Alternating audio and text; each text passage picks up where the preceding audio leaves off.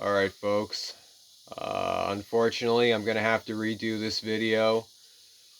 Um, Earlier today I did an unboxing video and I got the package. This is a World War I uniform lot.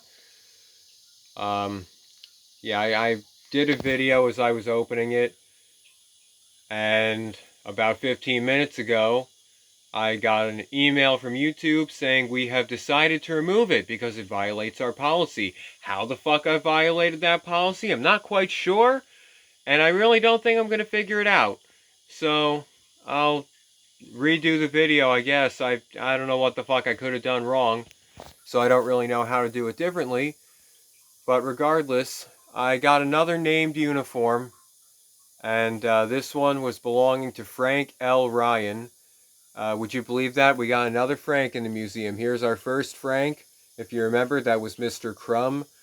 I printed out his picture. I got it there. And this is Frank Ryan. Okay, that's his picture. I got the original picture with this one. That one, Mr. Crumb, I had to reproduce his picture. This one, I not only got the original picture, I got a copy of it, which I think that one's a drawing. I think that one's a sketch of him, because it looks pretty much the same as this. It's just that he's not wearing his hat in this one. I think that's a drawing, but it's a pretty beautiful frame.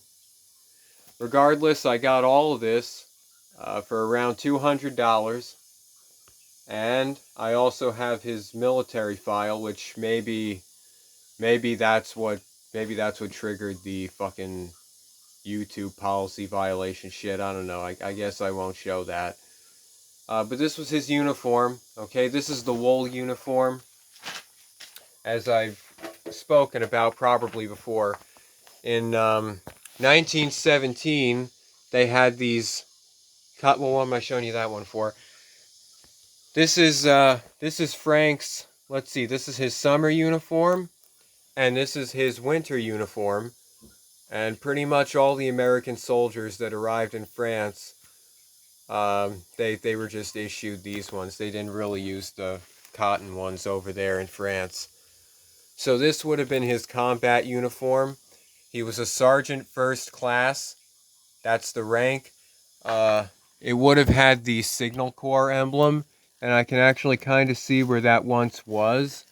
It either wore out or was removed, but you can actually see it in this picture.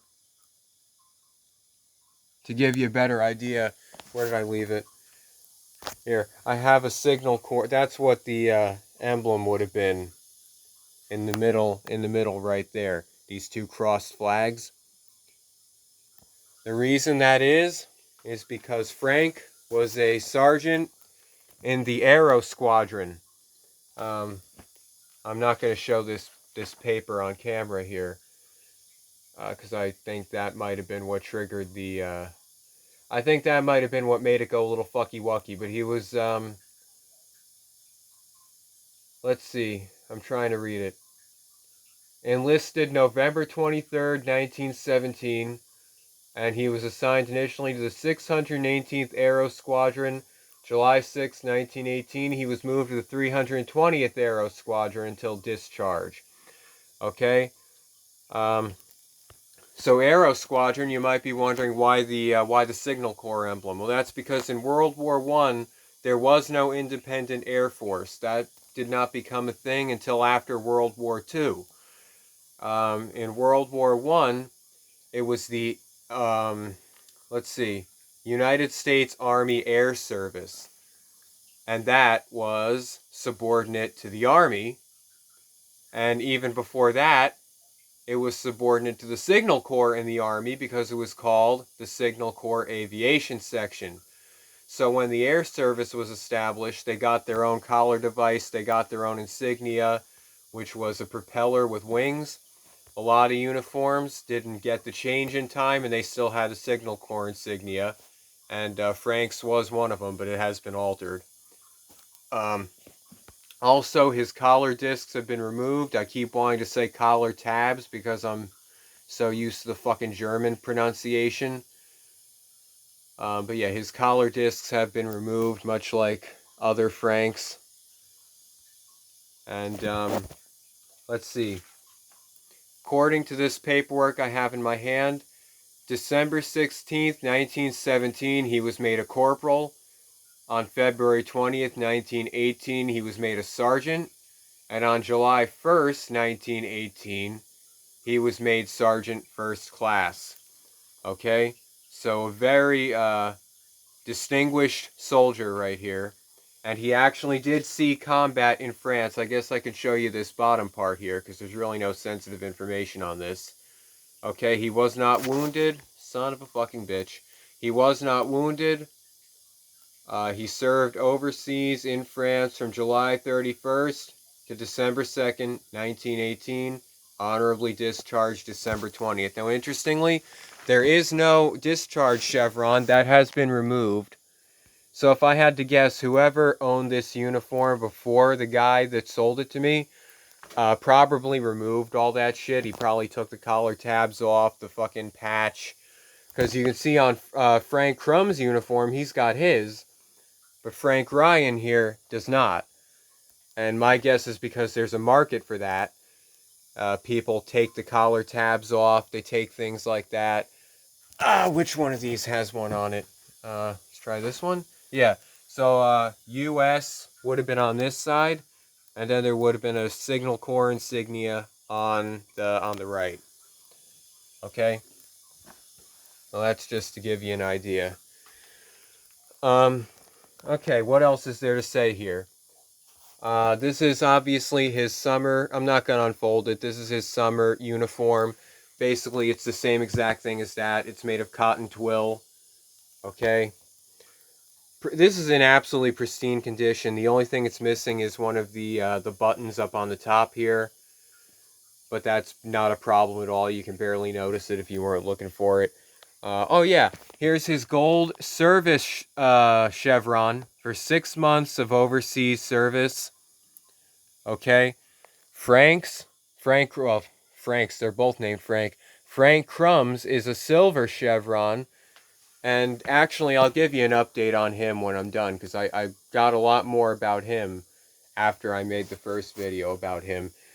Silver chevrons, this is actually a perfect demonstration of the difference. Silver chevrons are for stateside service, so they didn't actually go overseas. And the gold ones, they were for overseas service. Okay?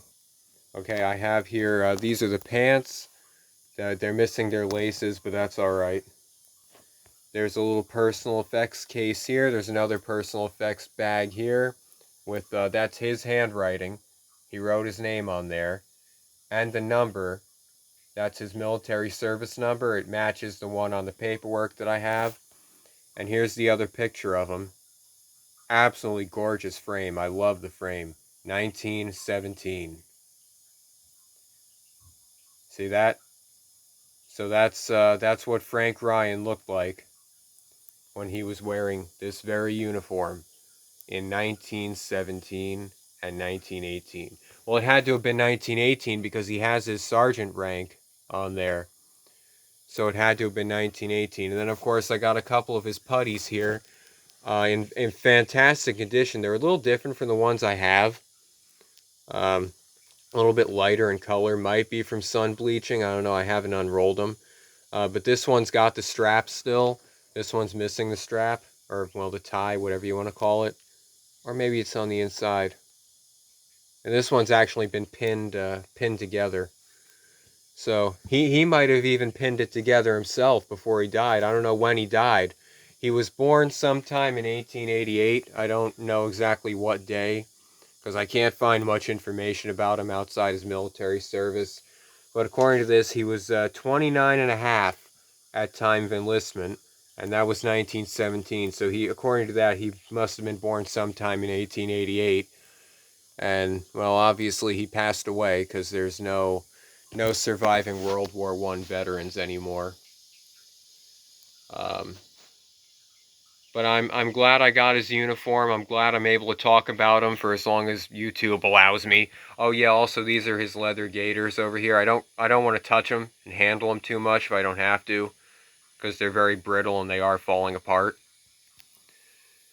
Um, but I'm glad I have his uniform because, as I said, it's not just about having it for your own enjoyment. It's about honoring the soldiers who wore this uniform. Because men like Frank Ryan, they didn't die and they weren't wounded, but they could have been. And they went over there and they fought, and they did it for our freedom. So it's important to never forget that. Okay, so I wanna honor him, and I wanna honor all the men like him, and that's what it's about. Okay, moving on to the other Frank. I found out he served stateside. He was in, let's see, I put a little thing together for him here. Of course, now I'm afraid to show it because YouTube might fucking cancel me again. But he was in the, son of a bitch, hold on.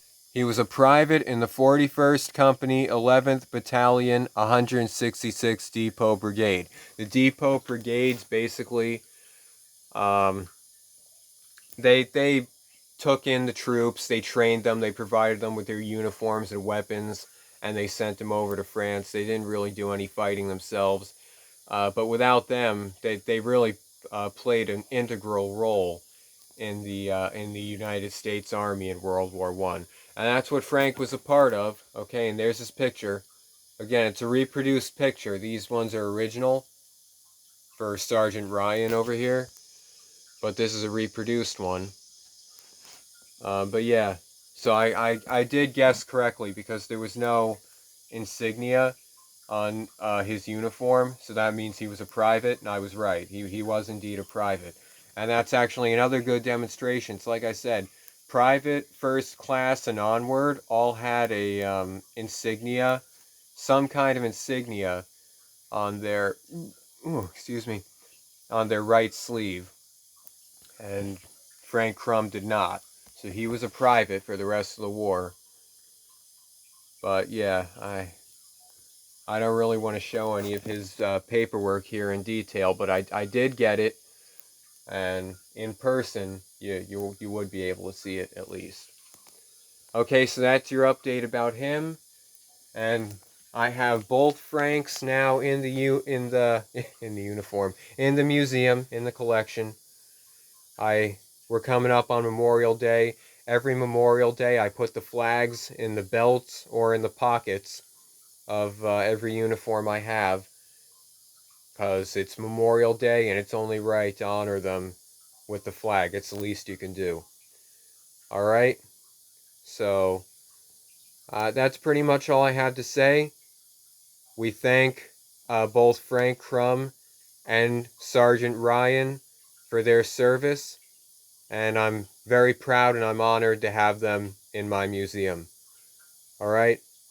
Thanks, folks, and have a good night.